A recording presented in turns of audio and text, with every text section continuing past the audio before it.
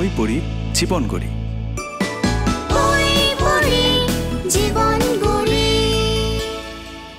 ছোট্ট বন্ধুরা, কেমন আছো তোমরা সবাই? আমি ত্রোপা মজুমদার। আমি আজকে ভীষণ ভালো আছি। কারণটা তোমরা সবাই জানো। আমার পাশে আছে এই চমৎকার বুকশেলফ। আর এই বুকশেলফে এত সব মজার মজার গল্পের বই আছে যে আমি কোনটা ছেড়ে কোনটা পড়বো সেটাই বুঝে উঠতে পারছি না। কিন্তু একটা বই তো আমাকে বেছে নিতেই হবে। আজকে কোনটা পড়ি বলো তো? আচ্ছা দাঁড়াও, দেখে নিই। এখানে এত সব মজার বই। হ্যাঁ, আমার মনে হচ্ছে এটা খুব মজার হবে। পিকু আর পিঁপড়ে। চলো সবাই মিলে একসাথে বইটা পড়ে ফেলি।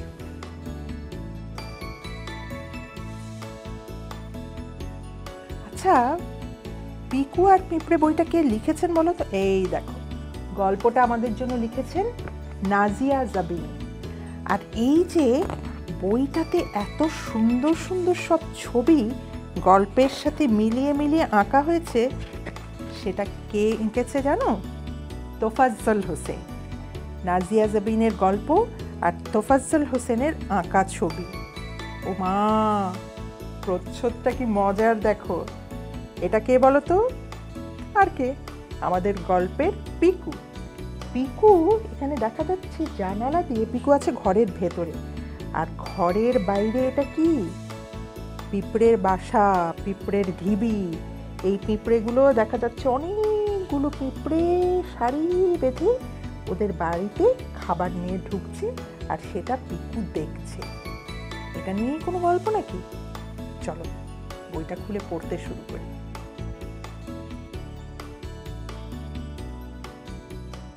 কুটুস করে একটা কামড়, তড়াক করে লাফিয়ে উঠল পিকু। ঘুম ভেঙে গেল। আরে বেচারা, দেখো বইয়ের টেবিলে বসে বসে ঘুমোচ্ছিল, যেই একটা কুটুস করে পিঁপড়ে কামড়েছে, আর কি ঘুমিয়ে থাকতে পারে? ঘুম ভেঙে গেল। পড়তে বসলেই পিকুর ঘুম পায়। বাবার বকা, স্কুলের আপার বকা, আর আজ কামড়ে দিল পিঁপড়ে। আহারে বেচারা, দেখো পিকুর অবস্থা দেখো। কখনো বাবা বকেন, কখনো স্কুলের শিক্ষক বকেন, এখন আবার পিঁপড়ের কামড়। পিকুর আর শান্তি নেই, বুঝলে? পিকু গেছে রেগে। শুধু আমিই কি ঘুমাই? কেন তোরা ঘুমাস না? পিঁপড়েটার উপর রাগ হলো পিকুর। দেখো রাগ করে কিড়মিড়ি করে পিঁপড়ের দিকে তাকিয়ে বলছে, এই আমারই ঘুম পায়, তোদের ঘুম পায় না? এই বলে খুব রেগে মেগে পিঁপড়ের দিকে তাকিয়ে আছে পিকু।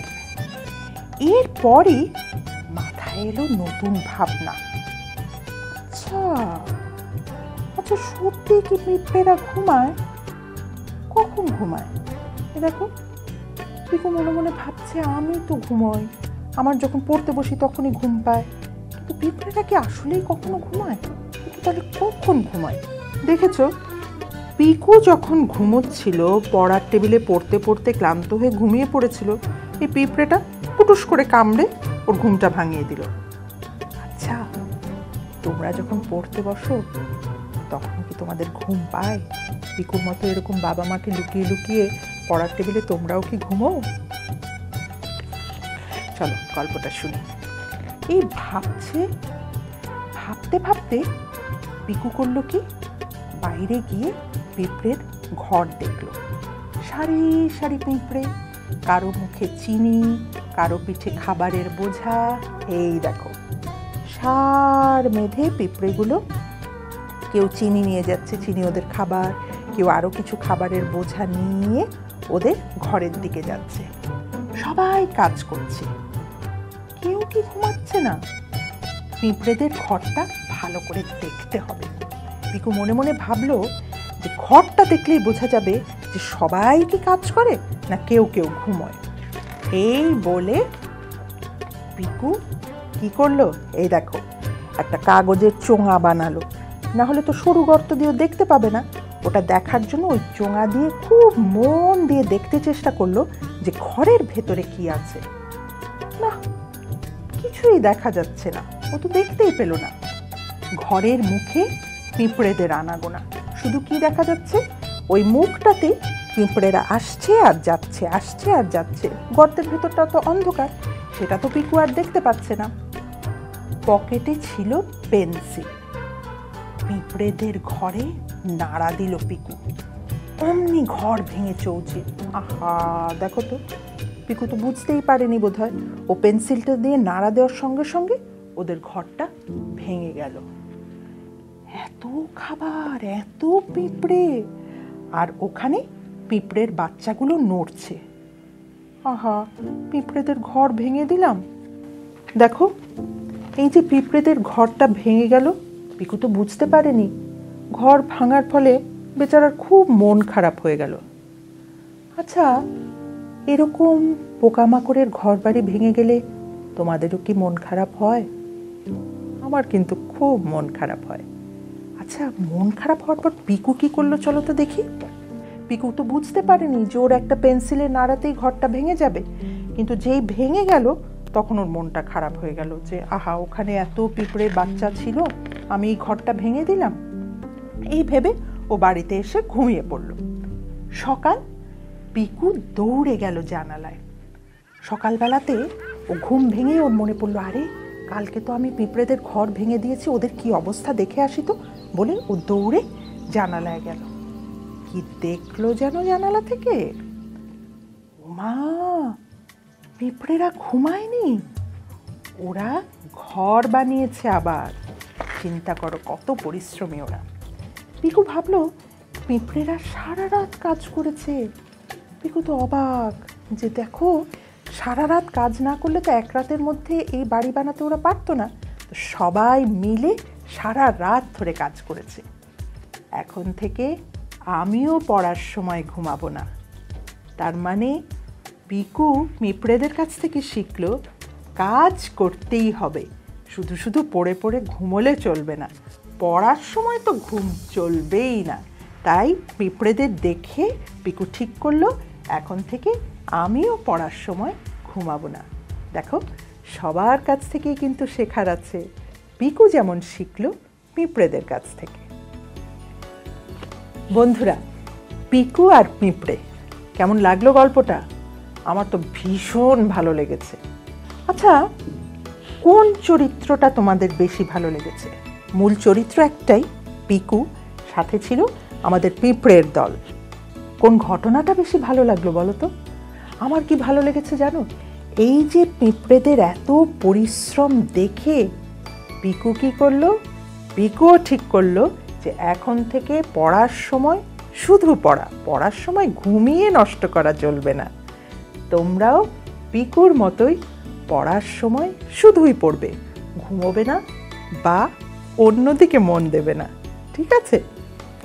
ছোট্ট বন্ধুরা, আজ এ পর্যন্তই। বই পড়েই জীবন গড়ি এই আসরে তোমরা যে আমার কাছ থেকে পিকু আর পিঁপড়ে গল্পটা শুনলে, সেজন্য তোমাদেরকে অনেক অনেক ধন্যবাদ। এই আসর থেকেই আবার কোনো একদিন আসবো নতুন একটা বই নিয়ে, নতুন একটা গল্প নিয়ে। ততদিন পর্যন্ত ভালো থেকো সবাই, সুস্থ থেকো, আর বেশি বেশি করে বই পড়ো।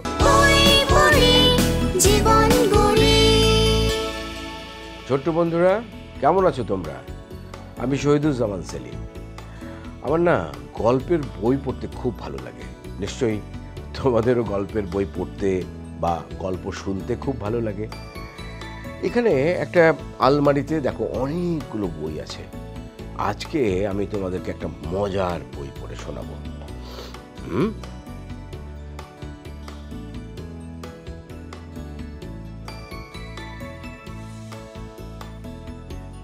গল্পটার নাম হচ্ছে কাঠের চিতাবাঘ।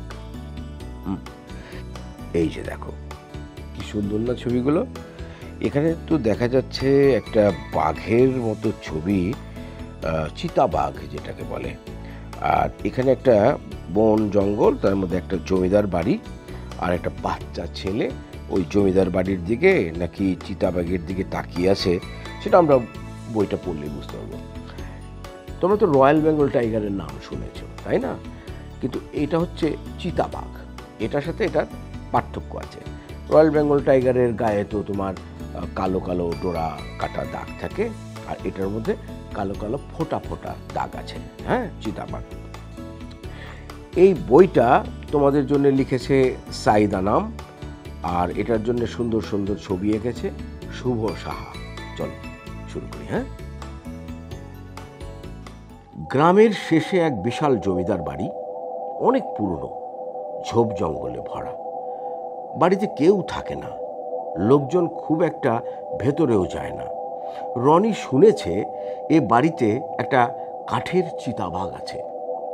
রনির খুব ইচ্ছে কাঠের চিতাবাঘ দেখবে, কিন্তু সেদিনও গাঁয়ের বুড়ো দাদু বলল, খবরদার ওদিকে যাবে না, ওখানে সব ভুতুরে কাণ্ড ঘটে।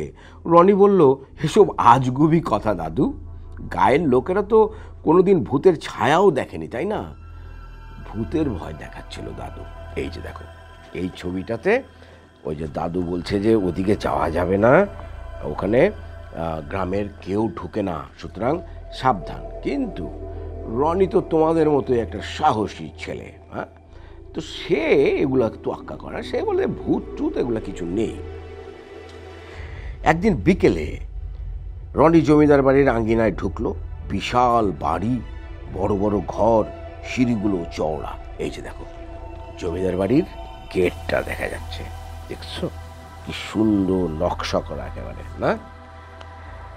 রনি সিঁড়ি দিয়ে উপরে উঠল, কোথাও কোনো সারা শব্দ নেই। কয়েকটা ঘর পার হতেই বিশাল একটা বারান্দা। ওই তো বারান্দায় কাঠের চিতাবাঘ দেখা যাচ্ছে। রনি চিতাবাঘের পাশে গিয়ে দাঁড়ালো, চারপাশ ঘুরে দেখলো, বাহ, কাঠের বাঘটা তো বেশ সুন্দর, একে দেখে ভয় পাওয়ার কি আছে? আজ তবে যাই, আরেকদিন আসবো। এই যে কাঠের চিতাবাঘটাকে দেখে রনি যা ভাবলো সেটা এখানে লেখা আছে বইটাতে। রনি ভাবলো বন্ধুদের সবাইকে নিয়ে আরেকদিন আসবে। মানে একা একা দেখার তো মজা নাই, তাই না? বন্ধুরা সবাই মিলে যদি একটা জিনিস দেখা যায় তাহলে তাতে আনন্দ আরো বেশি না? কাঠের চিতাবাঘ তার খুব ভালো লেগেছে। ভাবতে ভাবতে রনি সিঁড়ির দিকে এগিয়ে যাচ্ছিল। এমন সময় পেছন থেকে কে যেন বলল, এই খোকা, যাচ্ছ কেন? ভয় পেয়েছো? অমন করে কে ডাকছে আমাকে? এখানে তো আর কেউ নেই। নিমেষেই রনির সমস্ত সাহস হাওয়া হয়ে গেল। সিঁড়ি দিয়ে তাড়াতাড়ি নিচে নামতে লাগলো, তারপর দৌড় দিল বাড়ির পথে। আমার কিন্তু একটু একটু ভয় লাগছে, রনিরও ভয় লেগেছে। তোমাদের কি ভয় লাগছে? চলো দেখি তারপরে কি হয়। কদিন পর আবারও সাহস করে রনি গেল চিতাবাঘের কাছে। ওর বন্ধুরা কেউ আসতে রাজি হয়নি। গ্রামের সবার মতো ওরাও ভীষণ ভয় পায় এই চিতাবাঘকে। রনি কাছে গিয়ে চিতাবাঘের গায়ে হাত দিল। বাপরে বাপ, রনির কেমন সাহস দেখেছো? ও গায়ে হাত দিয়ে ফেলেছে চিতাবাঘের। হঠাৎ মনে হলো কাঠের চিতাবাঘটা যেন কাঁপছে। একটুখানি ভরকে গেল রনি। ভালো করে আরেকবার বোঝার চেষ্টা করলো, না, বাঘটা তো কাঁপছে না, এ হয়তো তার মনের ভুল। হয় না যে একটা মানুষ ভয় পেয়ে গেছে, ভয় পেয়ে যাওয়ার পরে সে ভাবছে একরকম, কিন্তু আসলে দেখা যাচ্ছে যে ওটা ঘটেনি। তো রনি ভাবছে যে চিতাবাঘটা কি নড়ে উঠলো, আবার হচ্ছে যে না, ঠিকই তো আছে, নড়ে তো ওঠেনি। কি মজার না অনেক, ভয়ের না? রনি খুশি হলো। তারপর বাড়ি যাওয়ার জন্যে সিঁড়ির দিকে এগিয়ে গেল। এমন সময় সে আবারও শুনতে পেল পিছন থেকে কে যেন তাকে ডাকছে, এই খোকা, যাচ্ছ কেন? রনি পিছন ফিরে তাকালো, বলল, কে? কাঠের চিতাবাঘ গমগমে গলায় বলল, ভয় পেও না, আমি কাঠের চিতাবাঘ, কাছে এসো। মনে মনে বলল, কাঠের চিতাবাঘ কথা বলতে পারে? রনি তো ঠিকই ভাবলো, কাঠের একটা চিতাবাঘ, সে কি করে আবার কথা বলে, তাই না? আমার মনে তো এই প্রশ্নটা আছে, তোমাদের মনে নিশ্চয়ই এই প্রশ্নটা হচ্ছে। বাঘটা রনির মনের কথা বুঝতে পারল। বলল, হ্যাঁ, আমি কথা বলতে পারি, আমি তো অনেক কিছুই করি, যেমন ধরো এই বাড়িটা পাহারা দেই। রনি বলল, তাই? বাঘ বলল, হ্যাঁ, শোনো, তবে আজ থেকে আমি তোমার বাঘ মামা। বাঘকে তো সাধারণত আমরা বাঘ মামাই বলি, তাই না? দেখো, রনির সঙ্গে বা রনির কাছে বাঘটা বন্ধুত্বের জন্য হাত বাড়িয়ে দিল, বললো যে আমি তোমার বন্ধু, আমি তো বাঘ মামা, ঠিক আছে? তোমার কিছু দরকার হলে আমাকে বলবে, আমি যে তোমার সাথে কথা বলেছি তা কাউকে বলবে না। এই যে দেখো, এই যে বাঘটা রনিকে বলছে। হ্যাঁ, মনের আনন্দে রনি বাড়ি ফিরল। ভাবলো বাঘ মামাকে বলবে সে যেন তার অঙ্ক স্যারের হাতটা ভালো করে দেয়। অঙ্ক স্যারের হাতটা ভেঙেছে সেই কবে, কিন্তু কিছুতেই ভালো হচ্ছে না। তার মানে কি, রনি অঙ্ক স্যারকে খুব পছন্দ করে। তো তার হাতটা যেহেতু ভেঙেছে, কোনোভাবেই ঠিক হচ্ছে না, তো রনি ভাবলো যে আচ্ছা, বাঘটা তো তাকে সাহায্য করতে চাচ্ছে, সুতরাং সে অঙ্ক স্যারের জন্যে তার কাছে একটু সহযোগিতা চাইল যে তার হাতটা যেন সে ভালো করে দেয়। আচ্ছা, তোমাদের কি মনে হয় এই অঙ্ক স্যারের হাতটা এই চিতা বাঘ মামা ভালো করে দিতে পারবে? চলো পড়ি। পরদিন সকাল, গ্রামে হইচই পড়ে গেছে। পুরনো জমিদার বাড়ির দোতলার একটা অংশ ভেঙে পড়েছে। শুনেই রনি ভাবলো, বাঘ মামার কিছু হয়নি তো? এই যে রনি দেখো, খুব চিন্তিত, বাঘ মামার জন্য সে চিন্তা করছে, গালে হাত দিয়ে। রনি এক দৌড়ে জমিদার বাড়ি গেল। পুরনো ভাঙা ইট পাটকেল দেখে ওর মনটাও ভেঙে গেল। দেয়ালের ভাঙা অংশগুলো পড়েছে কাঠের চিতাবাঘটার উপর। কাঠের চিতাবাঘটা তো শেষ হয়ে গেল। ইটের চাপায় সেটা একেবারে চূর্ণ হয়ে গেছে। রনির খুব মন খারাপ হলো। এই যে দেখো, রনি মন খারাপ করে এখানে বসে আছে। বাঘ মামাকে সে আর কোনোদিন দেখতে পাবে না, কোনোদিন তার কথাও শুনতে পাবে না। রনির ভীষণ কান্না পেল, চোখ থেকে দর দর করে জল গড়িয়ে পড়ল। রনি বাঘ মামাকে খুব ভালোবেসে ফেলেছিল। যখন দেখলো যে বাঘ মামাটা ধ্বংস হয়ে গেছে, তখন কিন্তু সে খুব কষ্ট পেল। হয় না তোমাদের এরকম যে একটা খুব পছন্দের একটা জিনিস, একটা খুব ভালো লাগার জিনিস, সেটা যদি হারিয়ে যায় বা নষ্ট হয়ে যায় বা ভেঙে যায়, তখন তোমাদের খুব খারাপ লাগে না? রনিরও কিন্তু সেরকম খুব খারাপ লাগছিল। ঠিক তখনই বাঘ মামার কথা শুনতে পেল রনি। এই রনি, কাঁদছো কেন? আমি তোমার পাশেই আছি, যখনই ডাকবে চলে আসবো। রনি এদিক ওদিক তাকালো, কিন্তু কোথাও কিচ্ছু দেখতে পেল না। দুপুরে বাড়িতে এসে বাঘ মামার কথা ভাবতে ভাবতে ঘুমিয়ে পড়েছিল রনি। ঘুমের মধ্যে স্বপ্ন দেখল কাঠের চিতাবাঘটা তার জানালার কাছে দাঁড়িয়ে আছে, তাকে ডাকছে, রনি, ঘুম থেকে উঠো, তোমার অঙ্ক স্যার এসেছেন। এই যে চিতাবাঘটা এই যে ঘুমিয়েছিল রনি, ওর জানালার এখানে দাঁড়িয়ে কথাটা বলছে। রনির ঘুম ভেঙে গেল। সে ঘর থেকে বেরিয়ে এলো, দেখলো অঙ্ক স্যার উঠানে দাঁড়িয়ে বাবার সাথে কথা বলছেন। আর কি আশ্চর্য, স্যারের ভাঙা হাতটা ভালো হয়ে গেছে, দিব্যি হাত নেড়ে কথা বলছেন তিনি।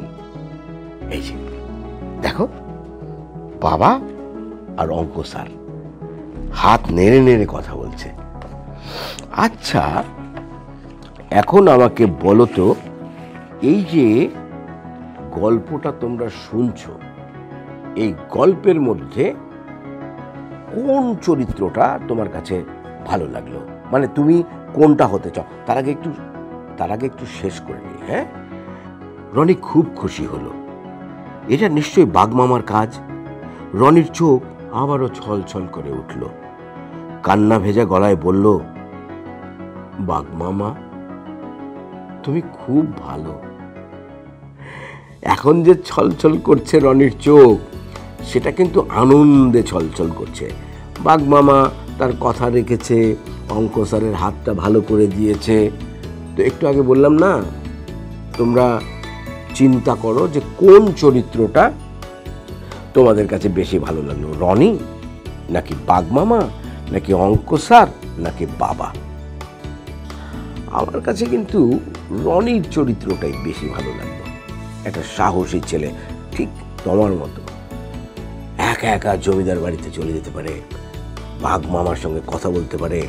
বাঘমামা যখন তাকে বলল যে তুমি কি চাও, তখন সে অঙ্ক স্যারের হাতটা যাতে ভালো হয় সেই জন্যে সে তার কাছে সহযোগিতা চাইল।